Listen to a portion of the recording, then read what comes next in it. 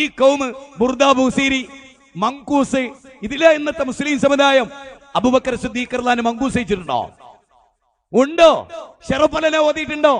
ഖുർആൻ വായിച്ചു, അതിനനുസരിച്ച് ജീവിച്ചു, ഹദീസ് മനപ്പാടാക്കി, അതിനനുസരിച്ച് ജീവിച്ചു. അതേ നമ്മളും പറയുന്നത്. ഇനി കേട്ടോ, മങ്കൂസിൽ എന്താ ശിർക്കുള്ളത്? മൗലിദ് ആഘോഷമെന്ന അടിസ്ഥാനപരമായ ബിദ്അത്ത് ചെയ്യുമ്പോൾ ആ ബിദ്അത്തിന്റെ ഭാഗമായി നടക്കുന്ന ചടങ്ങുകളിൽ അതീവ ഗുരുതരമായ ശിർക്കിന്റെ വരി മങ്കൂസിലുണ്ട്, ശറഫലന മൗലൂദിലുണ്ട്. അതെന്താ? ഒന്ന്, അബ്ദുക്കൽ മിസ്കീനു യർജു. എന്താ ഇതിനർത്ഥം? അബ്ദുക്ക എന്ന് പറഞ്ഞാൽ അള്ളാഹിനോടല്ല പറയുന്നത്, റസൂലിനോട്. ഞാൻ നിന്റെ അടിമയാകുന്നു റസൂലേ, അങ്ങയുടെ അടിമയായ ഈ വിനീതൻ അങ്ങയോട് ആവലാതി ബോധിപ്പിക്കുന്നു. ശിർക്കല്ലേ ഇത്? ആലോചിക്ക. അള്ളാന്റെ അടിമകളാ നമ്മള്. ഇവിടെ പറയുന്ന അബ്ദുക്കൽ മിസ്കീനു യർജു, ഞാനൊരു ദരിദ്രനാണ്, നിന്നിലേക്ക് റസൂലേ അങ്ങയുടെ അടിമയാകുന്നു ഞാൻ അങ്ങയിലേക്ക് മുന്നിടുകയാണ്. അതാണ് ഒരു ഭാഗത്ത്. ഒരു ഭാഗത്തോ ഇർതഖബ്തു അലൽ ഖതാ ഗൈറ ഹസിരിൻ വഹദത് ലകാഷ്കൂ ഫീഹി യാ സയ്യിദി ഖൈറൻ നബി. എന്താ മലയാളോ? പാപമെന്ന വാഹനമിൽ അറ്റമില്ല ഞാൻ കേറി, അങ്ങയോടന്യായം ഞാൻ സയ്യിദി ഖൈറൻ നബി. ഓ നബിയേ, ഒരുപാട് പാപം ചെയ്ത് പാപമെന്ന വാഹനത്തിൽ ഞാൻ കയറി, എന്റെ മുഴുവൻ പാപങ്ങളും അങ്ങ് പുറത്തു തരണം, എന്റെ ആലംബവും എന്റെ അഭയവും അങ്ങാകുന്നു. അതാണ് അടിസ്ഥാനപരമായ മൗലിദ് എന്ന ബിദ്അത്തിൽ മങ്കൂസിലുള്ള ശിർക്കിന്റെ വരി. മുജാഹിദുകൾ അതാ പറയുന്നത്. ശിർക്ക് പറയല്ലേ. ഇവിടെ പറയുന്നത് പാപം ചെയ്തോല് അള്ളാഹിനോട് പൊറുക്കലിനെ തേടുക. റസൂലുള്ളാഹി പറയാ, യാ യുഹന്നാസ്, അല്ലയോ ജനങ്ങളെ, തൂബൂ ഇലല്ലാഹി തൗബത്തൻ, അല്ലാഹുവിലേക്ക് നിങ്ങൾ തൗബ ചെയ്ത് മടങ്ങൂ. ഞാൻ തന്നെ 100ലധികം തവണ അല്ലാഹുവിനോട് പശ്ചാത്തപിക്കുന്നു. തീർന്നില്ല.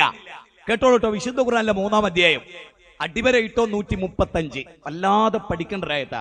ഞാൻ ഇന്നലെ ഈ സുന്നി പ്രവർത്തകൻ ഓതിക്കൊടുത്തു അവന്റെ പരിഭാഷയെന്ന്. എന്നിട്ട് അവൻ മിഴിച്ച് നിൽക്കുക. ഇങ്ങനൊക്കെ ഉണ്ടല്ലേ ആ മോനെ, ഇങ്ങനൊക്കെ ഉണ്ട്. അന്റെ ഉസ്താദ് ജീവിതത്തിൽ എനിക്ക് ഓതി തരൂല. ഓതി തന്നാ ഓല കാറ്റ് പോകും. പിന്നെ നീ മൂപ്പർക്ക് ഊതി കൊടുക്കേണ്ടി വരും ശ്വാസം കിട്ടാൻ. മൂപ്പര് ഈ ഖുർആൻ നിനക്ക് ഓതി തന്ന പിന്നെ മൂപ്പർക്ക് ശ്വാസം കിട്ടാൻ നീ ഊതി കൊടുക്കേണ്ടി വരും എന്നല്ല ഞാൻ അവനോട്. അല്ലേ എന്താ പറയാ? എന്താ കേട്ടോളൂന്നറിയോ? വല്ലദീന ഇദാ ഫഅലൂ ഫായിശതൻ ഔ ളലമോ. അല്ലാഹു പറയാട്ടോ, വല്ല തെറ്റും സ്വന്തത്തോടൊരാൾ പ്രവർത്തിച്ചാൽ, വല്ല തോന്യാസവും ചെയ്തു പോയാൽ അല്ലാഹുവിനെ ഓർമ്മ വരും. എന്നിട്ടോ വമൻ യഗ്ഫിറു ദുനൂബ ഇല്ലല്ലാഹ്, അല്ലാഹു പറയാണ്, അങ്ങനെ അവൻ ആ തെറ്റിനെ കുറിച്ച് ഓർക്കുമ്പോ അല്ലാഹുവിലേക്ക് അവനതാ ഖേദിച്ചു മടങ്ങുന്നു. അല്ലാഹയല്ലാതെ പാപം പൊറുക്കാൻ ആരാണുള്ളത്? അല്ലാഹയല്ലാതെ പാപം പൊറുക്കാൻ ആരാ ഉള്ളത്? വലൻ യുസിറു അലാ മാ ഫഅലൂ വഹും യഅലമൂൻ. അറിഞ്ഞുകൊണ്ട് തെറ്റിൽ നിൽക്കുന്നവരല്ല ഒരു വിശ്വാസി. അവൻ അല്ലാഹുവിനോട് പൊറുക്കലിനെ തേടുന്നവൻ. അല്ലാഹുവിനോട് പൊറുക്കലിനെ തേടുന്നവൻ.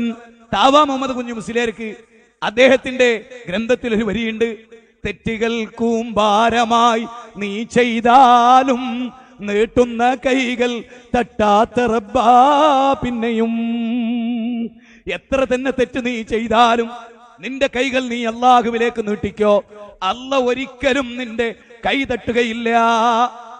വല്ലാത്ത വാക്കുകളാണിത്. ഇവിടെ ഒരു സംഭവം നിങ്ങൾ ഓർക്കണം. 100 പേരെ 99 പേരെ ഒരു മനുഷ്യൻ കൊന്നു. അല്ലാഹുവിന്റെ റസൂലാണ് പറയുന്നത്, അന്യായമായ ഒരു മനുഷ്യനെ കൊന്നാൽ ഫകഅന്നമാ ഖതലന്നാസ ജമീആ, ലോകത്തുള്ള മുഴുവൻ മനുഷ്യനെയും കൊന്ന കൊലയാളിയാണവൻ. അന്യായമായ ഒരു മനുഷ്യനെ കൊന്നാൽ ലോകത്തുള്ള മുഴുവൻ മനുഷ്യരെയും കൊന്ന കുറ്റവാളിയാണവൻ. അങ്ങനെയുള്ള 99 പേരെ കൊന്ന ഒരു വൻപാപി. അയാൾ ഒരു പണ്ഡിതനോട് ചോദിക്കുകയാണ്, എനിക്കെന്റെ റബ്ബ് പുറത്തു തരുമോ? 99 പേരെ ഞാൻ കൊന്നിട്ടുണ്ട്, എനിക്കെന്റെ റബ്ബ് പുറത്തു തരുമോ? അയാൾ പറഞ്ഞു, നിനക്ക് പുറത്തു തരില്ല. അത് പറഞ്ഞപ്പോ അയാളെയും കൊന്ന് 100 പേരെ തികക്കുകയാണ്. 100 പേരെ ഖത്ലുൻ നഫ്സല്ലതി ഹറമല്ലാഹു ഇല്ലാ ബിൽ ഹഖ് 25-ാം അധ്യായം 68-ാമത്തെ വചനമാണ്. അന്യായമായൊരു മനുഷ്യനെ കൊന്നാൽ അവന്റെ സ്ഥിതി പരിതാപകരമാണ്. 100 പേരെ കൊല്ലുകയാണ് ഒരു മനുഷ്യൻ. 100 പേരെ കൊന്നാൽ ലോകത്തുള്ള മുഴുവൻ മനുഷ്യരെയും 100 തവണ കൊന്ന കൊലയാളി 714 കോടി മനുഷ്യരെ 100 തവണ കൊല്ലുന്ന ഒരു മഹാകൊലയാളിക്ക് പോലും അല്ലാഹു പറയുകയാണ്. എന്താ പറയുന്നത്? ഈ മനുഷ്യനോട് 100ാമത്തെ പേരെ കൊന്നിട്ട് ഒരു പണ്ഡിതന്റെ അടുത്ത് ചെന്നു. ഒരു പണ്ഡിതന്റെ അടുത്ത് എന്നിട്ട് ചോദിച്ചു, ഞാൻ 100 പേരെ കൊന്ന കൊലയാളിയാ, എന്റെ റബ്ബെനിക്ക് പുറത്തു തരുമോ? ചിന്തിക്കണേ സഹോദരങ്ങളെ, 100 പേരെ കൊന്ന കൊലയാളിയാ ഞാൻ, എന്റെ റബ്ബെനിക്ക് പുറത്തു തരുമോ എന്ന ചോദ്യത്തിന് ആലിമിന്റെ മറുപടി, നിന്റെ റബ്ബ് നിനക്ക് പുറത്തു തരും. അവർ റഹ്മാനാണ്, അവർ റഹീമാണ്. നീ പൊറുക്കലിനെ തേടിയാൽ 100 പേരെ കൊന്നാലും അവൻ നിനക്ക് പുറത്തു തരും. ആ പരമകാരുണ്യകനായ റബ്ബിനെ വിട്ടിട്ടാണ് ഇർതകബതു അലൽ ഖത്താ ഗൈറാ സിരിൻ വാഹദത് ലകാഷ്കൂ ഫിഹിയാ സയ്യിദി ഖൈറൻ നബി എന്ന് ചൊല്ലുന്നത്. നല്ല മനുഷ്യന്മാർ ജീവിക്കുന്ന ഒരു നാടുണ്ട്, നീ അങ്ങോട്ട് പോകണം. അങ്ങനെയാണ് യാത്ര തിരിക്കുകയാണ്. യാത്രയുടെ 80% യാത്ര കഴിഞ്ഞിട്ട് അയാൾ മരിച്ചു പോവുകയാണ്. നരകാവകാശിയാണോ സ്വർഗാവകാശിയാണോ എന്ന ചർച്ച നടക്കുകയാണ്. റഹ്മത്തിന്റെ മലക്കുകൾ വന്നിട്ട് ആള് സ്വർഗത്തിലാ. പശ്ചാത്താപ മനസ്സുള്ള മനുഷ്യൻ റബ്ബിനോട് അയാൾ പൊറുക്കലിനെ തേടി, അല്ലാഹു പുറത്തു കൊടുത്തോ എന്ന് റസൂലുള്ളാഹ്.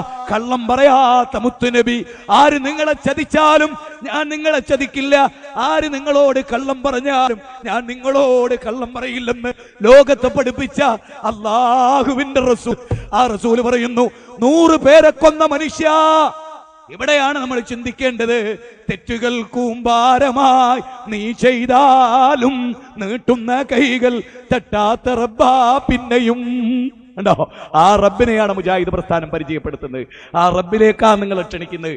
ഇത് നിങ്ങൾ തള്ളിക്കളഞ്ഞാൽ ഞങ്ങൾക്കൊന്നും നഷ്ടപ്പെടാനില്ല. പക്ഷേ നിങ്ങളുടെ പരലോകം അത് ഓർത്തിട്ടാ